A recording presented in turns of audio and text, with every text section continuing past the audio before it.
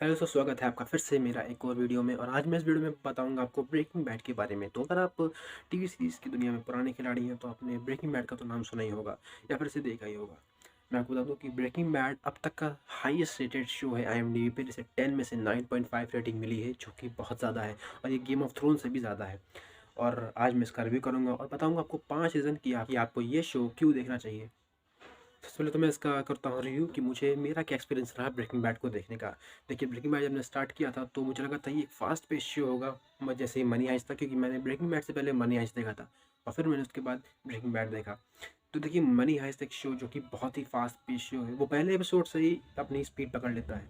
लेकिन breaking bad में एकदम उल्टा है। ब्रेकिंग बैड बहुत ही धीरे धीरे आगे बढ़ता है और एक स्लो पॉइजन की तरह वो हमें लगता है। मतलब ऐसा नहीं है कि वो बहुत ही फास्ट शो है मनी हाइस्ट की तरह, पहले एपिसोड से आपको मज़ा आने लग जाएगा और शायद आप इसे पहले एपिसोड के बाद छोड़ भी दें या फिर दूसरे एपिसोड के बाद, क्योंकि बहुत ही स्लो चलता है। इसकी पेसिंग बहुत ही स्लो है, लेकिन मैं फिर भी कहूँगा मुझे शो देखने में बहुत मज़ा आया है। और अगर इसका सीज़न 1, 2, 3 और 4, 5 पूरे 5 सीज़न इसके, और हर एक सीज़न अपने पुराने सीज़न से बेहतर होता है। और उसका सीज़न 5 तो मैं कहूँगा मुझे मज़ा ही आ गया है। सीज़न 5 में एक एपिसोड है ओzymandias, जिसे IMDb पे 10 आउट ऑफ 10 रेटिंग मिली है और वो आज तक का सबसे हाईएस्ट रेटेड एपिसोड है। तो मैं आपसे कहूँगा कि आप ब्रेकिंग बैड को अगर देखें तो थोड़ा-सा पेशेंस रखिएगा, क्योंकि ये बहुत फास्ट शो नहीं है मनी हाइस्ट की तरह, लेकिन ये मनी हाइस्ट से शायद हज़ार गुना बेहतर है। तो ब्रेकिंग बैड में हमें क्या देखने को मिलेगा? एक 50 साल का केमिस्ट्री टीचर है, जिसकी एक फैमिली है, उसकी वाइफ़, उसका बच्चा बच्चा जो कि विकलांग है, सही से चल नहीं पाता है और उसे पता चलता है कि उसे लंग कैंसर है।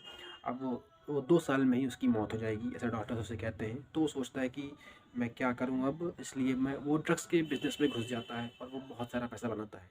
लेकिन ड्रग्स के बिज़नेस में घुसने का मतलब ये नहीं है कि वो सिर्फ़ ड्रग्स की डीलिंग करता है। वो एक तरह से एक क्रिस्टल मेथ को बनाता है, यानी कि ड्रग होता है, जो कि 99% प्योर होता है और उसे ही बेच-बेच के एक तरह से वो एक बहुत बड़ा ड्रग किंगपिन बन जाता है, मतलब एक गैंगस्टर आप कह सकते हैं उसे। और वो अकेले नहीं करता है, उसका एक पुराना स्टूडेंट होता है जेसी पिंकमैन, वो भी इसके साथ इस चीज़ में साथ देता है। तो देखिए, सीरीज़ ऐसा नहीं है कि आपको सिर्फ़ यही देखने को मिलेगा कि वो सिर्फ़ एक ड्रग बनाएगा और उसे बेचेगा, ऐसा नहीं है। इस सीरीज़ में हमें बहुत कुछ देखने को मिलने वाला है, कार्टेल्स, गैंगस्टर्स, आप क्या-क्या इसमें आपको देखने को मिलेगा। इसमें बहुत सारी ऐसे सीन्स हमें दिखाए गए हैं, जिससे ये भी जो एक साइंस दिखाया गया है हमें, वो साइंस देखने में भी बहुत मज़ा आता है। कैसे केमिस्ट्री का उसने कहाँ-कहाँ पे इस्तेमाल किया है, कुछ खतरनाक सिचुएशन से निकलने के लिए। ब्रेकिंग बैड में मुझे सबसे जो अच्छी बात ये लगी कि जो कैरेक्टर है हमारा वॉल्टर व्हाइट का, वो कैसे हर सीज़न चेंज होता जाता है और 5वें सीज़न में वो बिल्कुल ही बदल जाता है। अगर आप पहले सीज़न से उठा के दूसरे 5वें वाले सीज़न से वॉल्टर से आप कंपेयर करोगे, तो एकदम डिफरेंट ही लगेगा। आप कहेंगे नहीं कि वही सेम बंदा है जो आज 5वें सीज़न में क्या कुछ नहीं कर रहा और पहले सीज़न में वो कैसा था। इस शो की सिनेमैटोग्राफी बहुत ही बढ़िया है, कहीं पर भी कोई वीएफएक्स का इस्तेमाल नहीं किया गया है, पूरा प्योर और रियल रखने की कोशिश की गई है। मैं कहूँगा ब्रेकिंग बैड एक 99% प्योर और एक परफेक्ट शो है। ये इकलौता शो है जिसे मैं 10 में से 10 नंबर दूँगा। तो चलिए बात करते हैं उन 5 रीज़न्स की जिसकी वज़ह से आपको ब्रेकिंग बैड ज़रूर देखना चाहिए। पहला रीज़न, ब्रेकिंग बैड अपनी स्टोरी, अपने कैरेक्टर्स को एकदम रियल लगता है। उसमें कुछ भी ऐसा नहीं है जो आप लॉजिक से बाहर कहेंगे।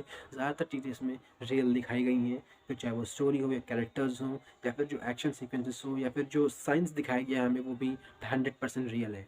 दूसरा जो रीज़न है वो है इसके 5 सीज़न। जैसा कि आप जानते हैं, बहुत सारे शोज़ ऐसे होते हैं जो अपना पहला सीज़न तो बहुत अच्छा रहते हैं, लेकिन आते-आते जितने भी इनके नए सीज़न्स होते हैं वो ख़राब हो जाते हैं, ज़्यादा उतने अच्छे नहीं रहते हैं। इसका एग्ज़ाम्पल आप ले सकते हैं गेम ऑफ थ्रोन्स का, कि 8वें सीज़न में उन्हें क्या किया था, ये सब आप जानते ही हैं।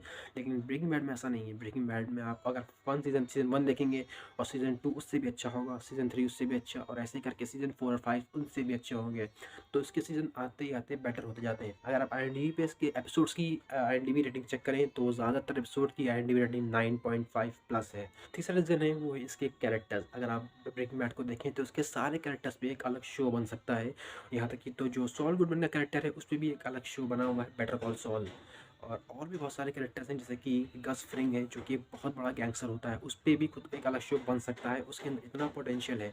तो मैं कहूँगा ऐसी बहुत सी कम सीरीज़ होती हैं जिसके सारे कैरेक्टर्स ही हमें यादगार रह जाते हैं, सारे कैरेक्टर से हमारा दिल लग जाता है। हम डिसाइड नहीं कर पाते हैं कि हम कौन से कैरेक्टर को सपोर्ट करें। जो चौथा जो रीज़न है वो ये खुद वॉल्टर व्हाइट है, यानी कि जो मेन कैरेक्टर है हमारा, आप उससे कनेक्ट फ़ील करेंगे कि जैसे कि पहले सीज़न में वो एक बहुत ही कमज़ोर आदमी होता है, जो मतलब अपना गुस्सा निकालना चाहता है लेकिन निकाल नहीं पाता है। तो कैसे वो एक जब वो डेवलप होता है उसका कैरेक्टर, तो हमें भी मज़ा आता है कि अब ये कैरेक्टर कितना बढ़िया बन चुका है और इससे पंगे लेना भी दिक्कत कर सकता है किसी को भी। बड़े-बड़े गैंगस्टर्स को भी वो ऐसे ही ख़त्म कर देता है। और पाँचवा जो रीज़न है वो है जेसी पिंकमैन। ये मेरा फेवरेट कैरेक्टर रहा है पूरी सीरीज़ में, जेसी पिंकमैन। जेसी पिंकमैन का जो कैरेक्टर है उस पे भी एक अलग शो बन सकता है, हालाँकि उस पे एक फ़िल्म बनाई गई है अलग से, जो कि ब्रेकिंग बैड्स के बाद के इवेंट को कवर करता है कि जेसी पिंकमैन की लाइफ़ में अब क्या होगा। जैसे कि आप जानते हैं कि जो जेसी पिंकमैन का कैरेक्टर है वो मेरा फेवरेट रहा है। जैसे कि सीज़न 1 में वो एक हँसता-खेलता कैरेक्टर होता है, सीज़न 5 में वो क्या से क्या हो जाता है, मतलब कैसे वॉल्टर व्हाइट उसकी ज़िंदगी में आता है और उसकी लाइफ़ पूरी तरह से चेंज हो जाती है। ब्रेकिंग बैड में आपको बड़े-बड़े बैटल्स या फिर ड्रैगन्स देखने को नहीं मिलेंगे, इसमें आपको सिर्फ़ स्टोरी देखने को मिलेगी, ऐसी स्टोरी जो शायद आपने कहीं हिस्सों में नहीं देखी होगी। ऐसा कंसेप्ट है जो कि आपने इस शो में नहीं देखा होगा, मतलब ऐसे कंसेप्ट तो बहुत सारे होंगे, लेकिन जिस तरह से उन्होंने इस कंसेप्ट को ब्रेकिंग बैड में दिखाया है, जो विंस गिलिगन इसके डायरेक्टर और राइटर हैं, उन्होंने कमाल कर दिया है। और मैं आपको ज़रूर रिकमेंड करूँगा कि आप ब्रेकिंग बैड ज़रूर देखें। ब्रेकिंग बैड में जो वॉल्टर व्हाइट कैरेक्टर होता है वो कुछ बहुत ही गलत डिसीजंस लेता है और कैसे उन गलत डिसीजंस की वजह से वो आज किस जगह पहुंच जाता है। मतलब अगर आप लास्ट जब पहुंचेंगे तो आपको पता चलेगा कि ये शो कहाँ से कहाँ पहुंच गया है और हमारा जो कैरेक्टर है वॉल्टर व्हाइट का वो कहाँ से कहाँ पहुंच गया है। तो जैसे दोस्तों मैंने कहा मैं इसे दूंगा 10 में से 10 स्टार्स। शायद ये इकलौता ऐसा शो जिसे मैंने 10 में से 10 स्टार्स दिए हैं। इतना बेहतरीन शो मैंने आज तक नहीं देखा है और मैं आपको रिकमेंड करूँगा कि आप इस शो को ज़रूर देखें। और अगर आपने इस शो पहले से ही देख रखा है तो मुझे कमेंट सेक्शन में बताएं कि ये शो कैसा है। वीडियो पसंद आई तो उसको लाइक कीजिएगा, मेरे चैनल को सब्सक्राइब कीजिए। तब तक के लिए थैंक यू, बाय बाय।